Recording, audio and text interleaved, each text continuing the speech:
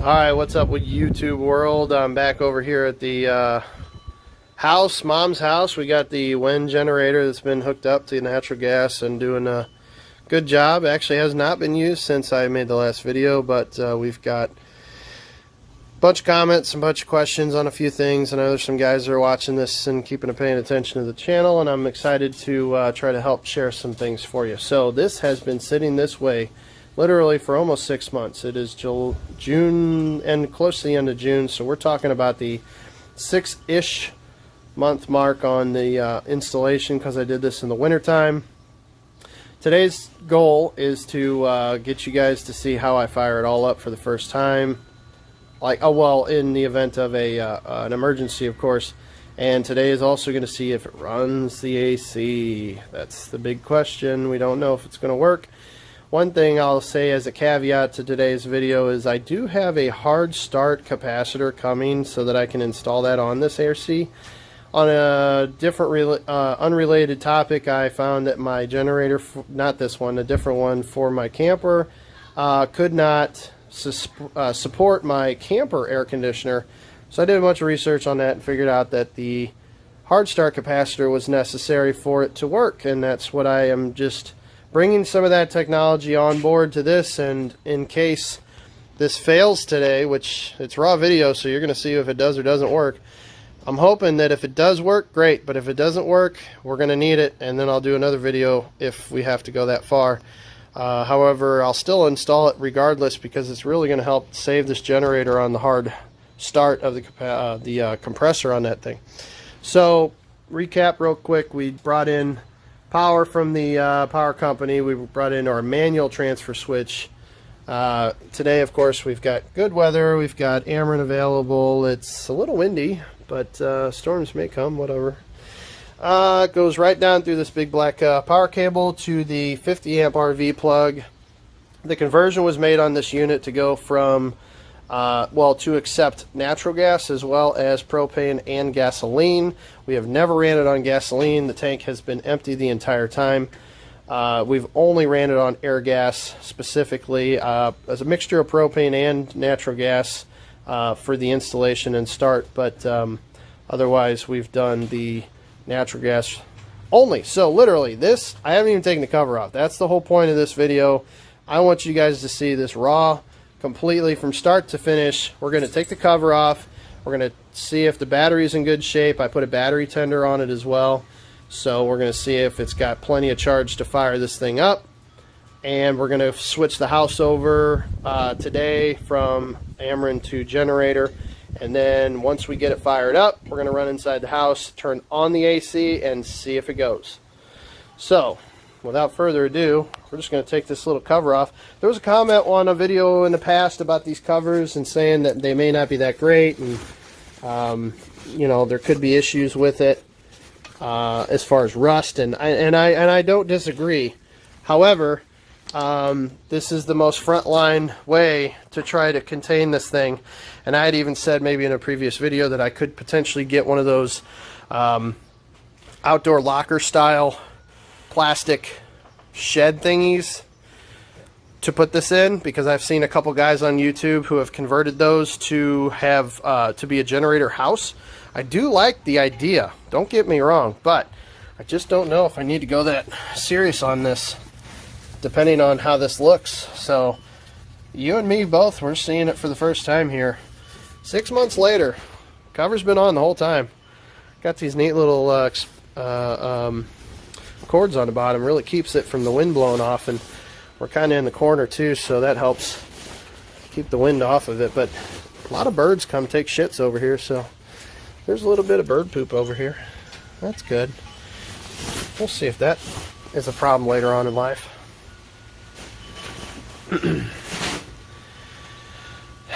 There it is, as it lives and breathes. So again, to recap, we've got the 50 amp plug on the thing here. On the side, we've got my homemade manifold system where I could utilize propane off the original OEM manifold. Plenty of cobwebs. I don't know if you can see that in the video. That's nice. We could plug in the propane to there and we could run this thing off of an actual cylinder propane of any size.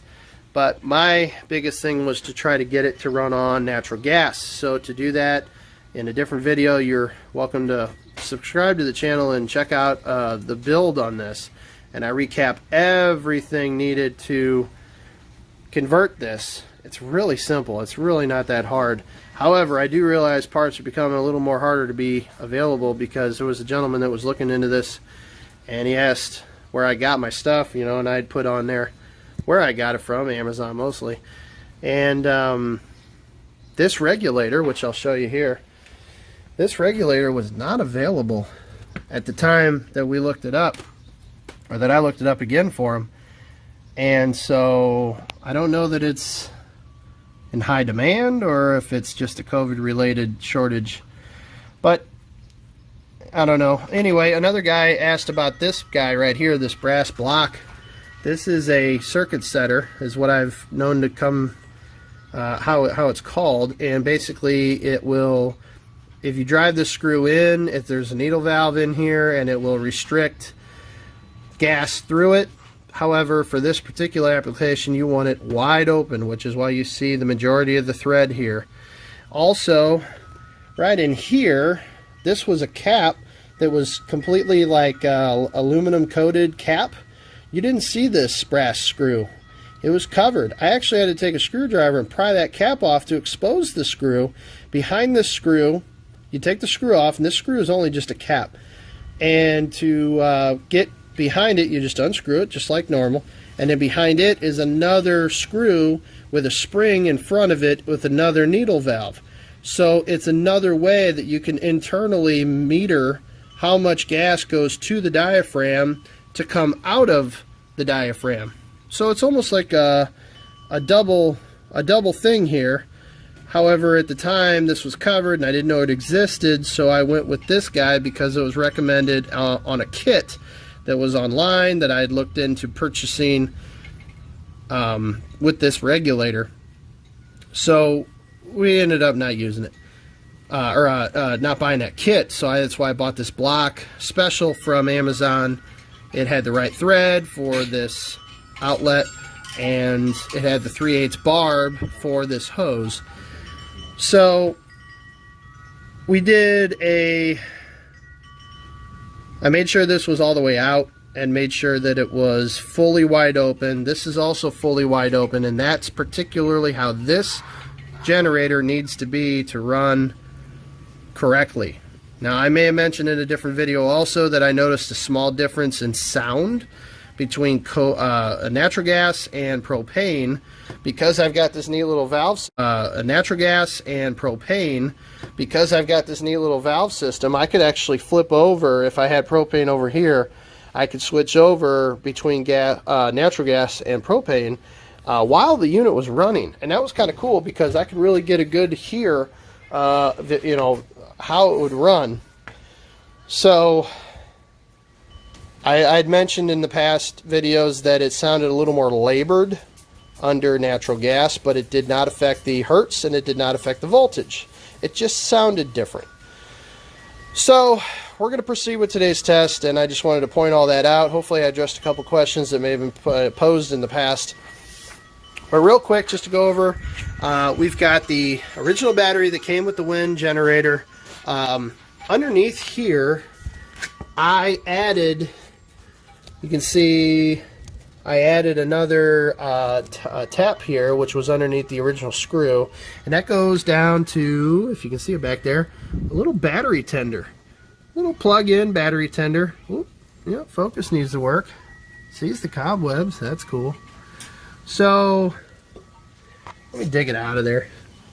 Oh, nice. I'm gonna get a spider bite. That'll be fun. Here we go. Battery tender. It is a 750 milliamp battery tender. This is all you need, guys. You don't need no big ones. I've got a small extension cord that goes to this guy, you know, and it comes from an outlet that was already existing on the house right next to where this generator was.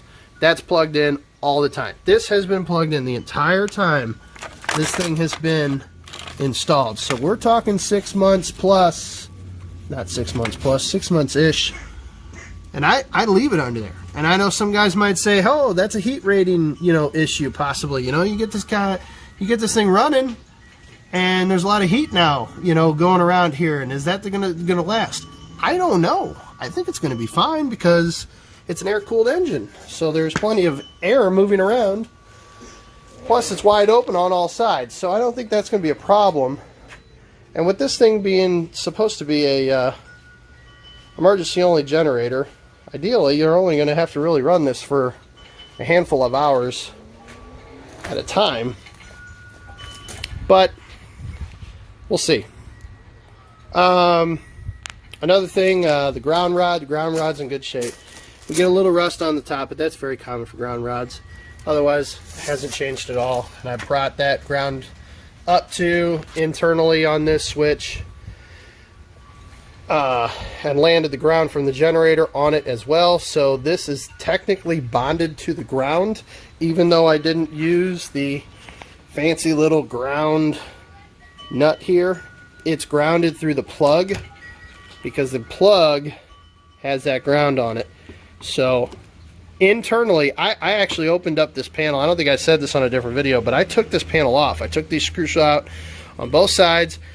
Laid back the panel so that I could look at where the ground was on the back side of this outlet, and it does go straight to here, as well as the ground for the twist lock and the ground for all of the 20 amp circuits as well. So by me introducing the ground physically from there through the box back down the black line into here, I am effectively bonding this to the ground. In case that comes up in a question, you know, for any of you guys that are trying to do this in the future, that is good. Real quick, while we're here, let's take a look at the old oil. So I used the oil that came with the thing in the box. This might speak more for the Wen generator guys. Looks like the generator oil is, oh, wrong spot. Let's see if I can get you over here. There it is. It is 2 or 3 threads tall or high in the from the reservoir, I should say. That's fine. The stick itself registering in good shape. There's plenty in there. It's good color. Obviously, it hasn't ran, so it's in good shape. Tighten that back up. So for the cover thing, you know, yeah, you're going to get cobwebs, and that's going to be normal. I don't think you're going to get away from that. But I think it looks still in great shape. Of course, there's no rust showing up yet, but it's only been 6 months. So today, we are going to fire it up. We're going to transfer the load from the house to the generator. You're going to hear it. You're going to see what it does. I'm going to show you as much as I can on the screen. There's a little data meter guy here. It comes alive when the generator's running. This could be a little bit loud, so I'll do my best to talk over it. So for us, we've got some locks that we need to take off because I made sure that I locked our manual transfer switch enclosure. That's very important, guys. You want to make sure you do that. Just liability standpoint for anybody that tries to go in here and can play around with it. You don't want them to do that. So, and then we put a lock on the transfer switch itself. This way nobody can come play around with you and turn off your electric in the middle of the night, you know, those damn kids and stuff. So for us, we're going to take the lock off of the switch handle. Just set it up there. Now it's ready to go. I don't need to open the box. You never need to open that box unless you're in there rooting around playing for stuff. But just to switch it over and to turn it on, you just need to take off that one lock on top. So we're going to come back over to the generator. We are going to turn on our gas at. Whoop, we're going to turn on our gas at the valve. So this line comes from the house. It's always live. This is the line going to the regulator here. Again, for the air gas manifold system, this would be coming from the propane regulator over there. We are not using that today. Solely on natural today. So this is in line. It is on. This is perpendicular. This is off. That is the point of how we can do this. So the carburetor and the generator originally came with the option to have propane, and so all we did is we tapped into that on the OEM switch, which on the front side is a giant knob that just says propane on the bottom, gasoline on top. So we've got it on the propane bottle switch selector, but on the back side we've got the hose that comes out of it that comes up to our T, and here is where we can decide whether we get propane or natural. So natural's been on. Natural's on. It's going to the system. Now this regulator has a priming button. It is on the back side of this regulator. So for this, you see that little button with the spring on the back of it there? That's what you got to reach in and you got to press. And you're pressing this down all the way, completely in. And this is what you want to start sniffing for, because you're going to want to start listening and sniffing and see if you smell the natural gas. And that's how you'll know if you've primed it up enough. Now again, this is 6 months later. This line coming from the house could have gotten air in it. So we might have to prime this for a little bit, or maybe not. It might be fine. It might be sealed completely and ready to go. So we'll try it here. I'm going to push it in. It makes this hum, not even a hum, it's just a very light gas sound, air sound. Okay, I immediately smell natural gas. I'm done. I let go of the button. That's it. I smelled the gas. I don't think I need any more, so we're going to grab the key. Yeah, we're going to jump it in here. Now, I noticed in the past that it does take a couple churns to get this guy to start from the air gas, and I think that's normal. Whether it's propane or natural, doesn't matter. It just takes longer to start it up. And there's no choke movement needed. The choke is left in the, I guess it would be the open position, which is further up there, that lever there. That's left in the open position at all times. You never need to play with that if you're running air gas. Now, if you're running gasoline, that's a different story, and you need to follow the instructions. So here we go.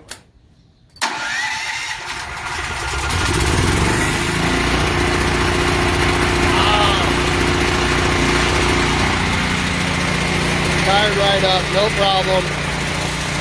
The battery tender did its job. That battery was solid, very strong, no problem. 6 months though, I understand. It's running great. The voltage, 240 with 2. And the push the pull button here. That's your frequency. So 59.8, 60 is normal. Oh, there it is, 60. That's fine.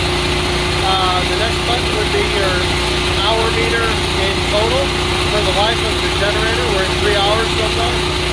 And the next button would be 0 because this is your run on this start. So that means when you shut it off, you will reset that particular meter. So we're going to keep it running for a while today. So it's already clicked over to 1. I assume it does hours. It might do minutes. Yeah, that's right. Minutes and hours on the side here. So minutes, we'll see how long we get on that. That's it for what you get on the unit here. So we're gonna go ahead and switch over to the house. I've turned off all the computers. I've turned off all the basic things that need to be turned off. Obviously the AC is not running right now, so we're always switching over load for basically lights, and there might be a ceiling fan on it too. But that's it. So here we go. We're gonna slide her down to off. Now the whole house is dead. That's going to stop spinning. No more off of the Ameren. So we're gonna pop this down. Now you're gonna hear this generator bog for a second because it's gonna take some load. So here we go. Okay, that wasn't much of a bog. That's it, it's got the load.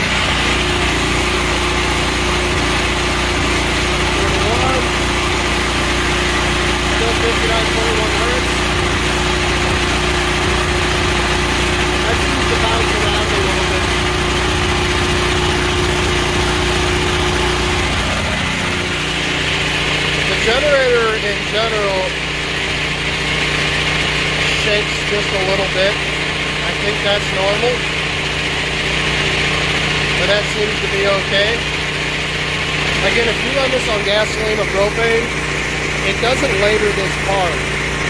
So you're going to have to notice that, maybe later on when you set this up on your own. Or if you're in a rural setting and you're only going to run this on propane, this should still be fine. It'll labor a little bit less. So we're going to go in the house. And we're going to go turn on the air conditioner and see what happens. I'm going to set the camera in the hands of my sister here, and she's going to keep it on this generator. And we're going to know right away whether or not this generator can handle that AC startup or not. I mentioned earlier that I'm considering putting on a hard start capacitor. I'm still going to put it on regardless because it's good nature, but I don't know if it's going to be required or not for this generator to run it. So actually, you know what? I'm going to stay out here, and my mom's going to run inside, and she's going to flip on the AC and see what happens. So give me just a minute.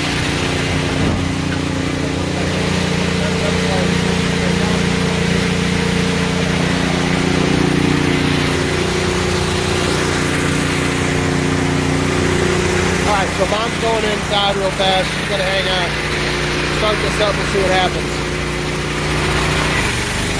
Oh, yeah. Okay, that was the load. Fan is running.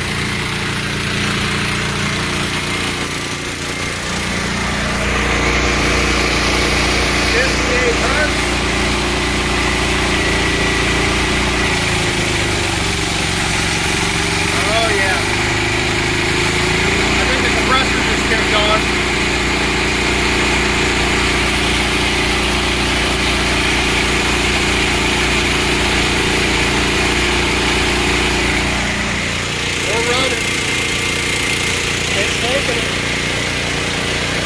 So on this particular AC, I believe the condenser fan comes on first, and then the compressor will kick on secondary. As far as how I verify how this is running, I'm just going to let it run for a second.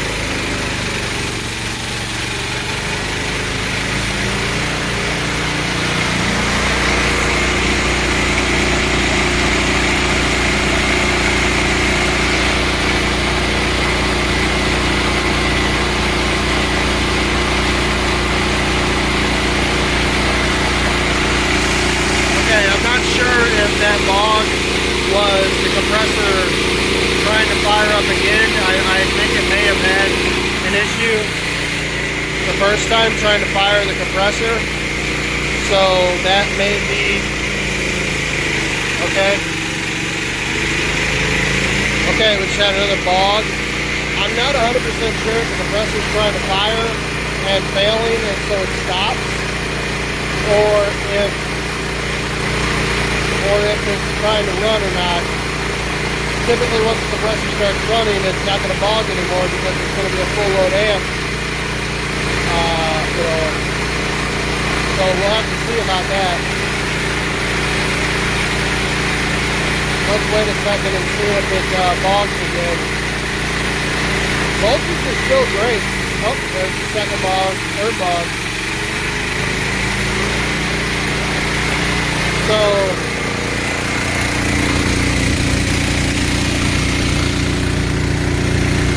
the pipes are cold.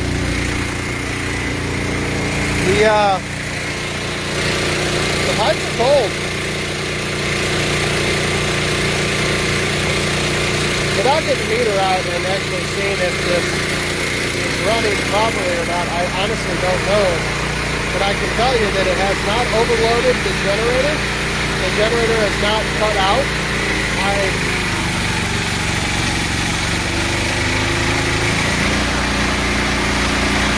The voltage there. My breakers are holding fine.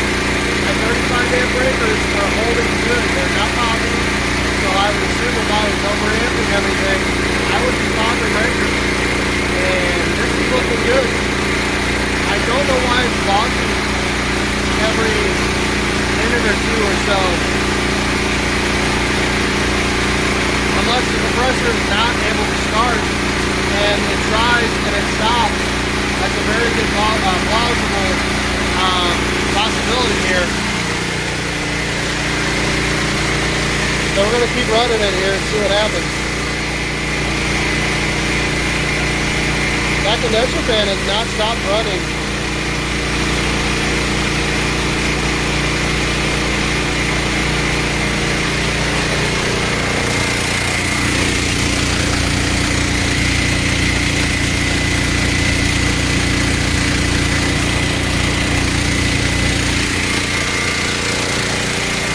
That cold side is definitely cold.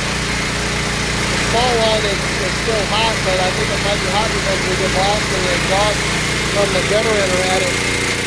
So that's not a good judge, but the cold side is definitely cold. Something's happening. It's working on this.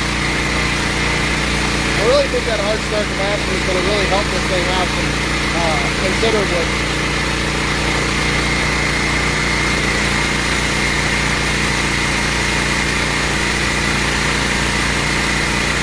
I have not gotten another dog yet.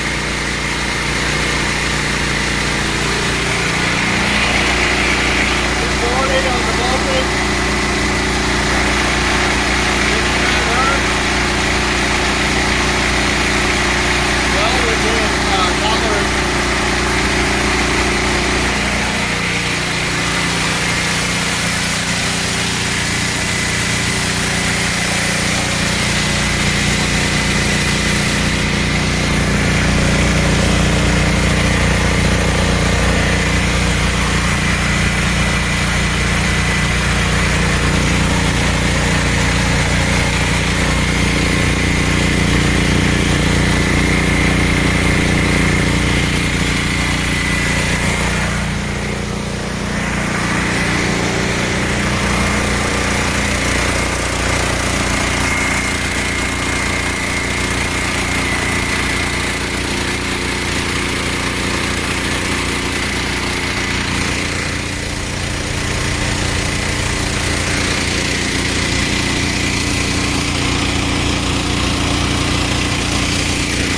It's definitely cold, and I'm definitely feeling hot air coming out of the top of this thing.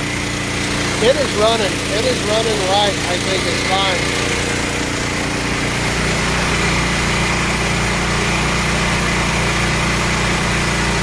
Fellas, I'm going to pause this video and I'm going to go downstairs and I'll rejoin you after the air conditioning unit is off and we'll see what's going on. Alright, welcome back, fellas. I hope you guys could hear me outside. I really won't know until after this video's over. I'm a one-shot kind of guy. I don't really edit anything, so we're at the basement. We're checking this out. This is a Comfort Maker model. I can tell you it's a high efficiency. We got the PVC vents for the heating stuff. So on our AC stuff, on the AC side, this pipe definitely hot. It is not, I can't not hold it hot, but it's hot enough that I know it's running for sure. And of course our cold line, it's definitely cold at the tap. It sounds like it's running fine.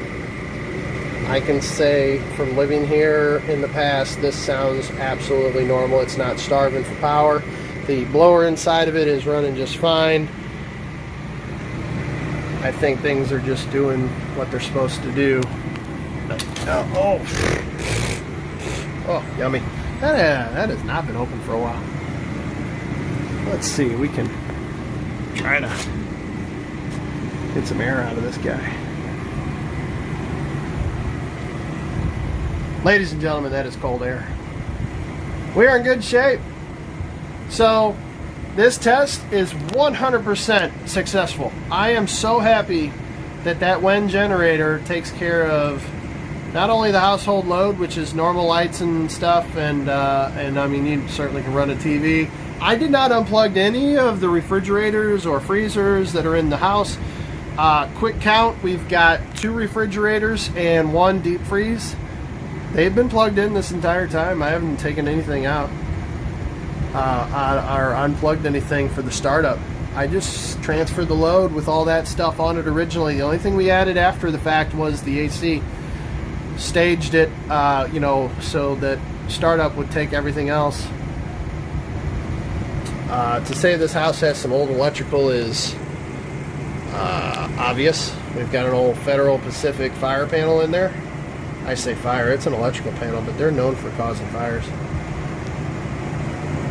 That's why I kind of didn't want to introduce the electric in this basement in a different way, like more customary with a, let's say, an automatic transfer load panel with like a Generac style thing, because I knew this was going to be a problem. So I wanted to go outside and hit it at the tap, because this all works and I don't want to mess with it.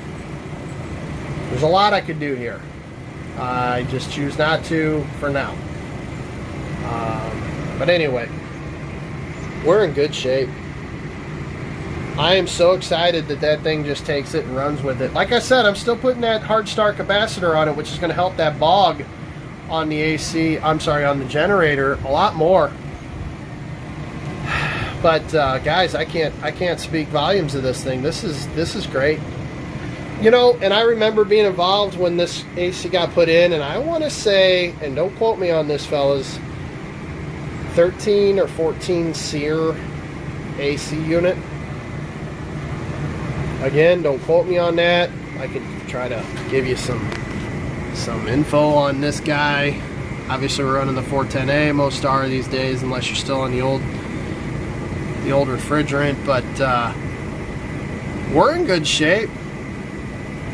And you know, let's see. Oh, here we go. We got a neat little sticker there.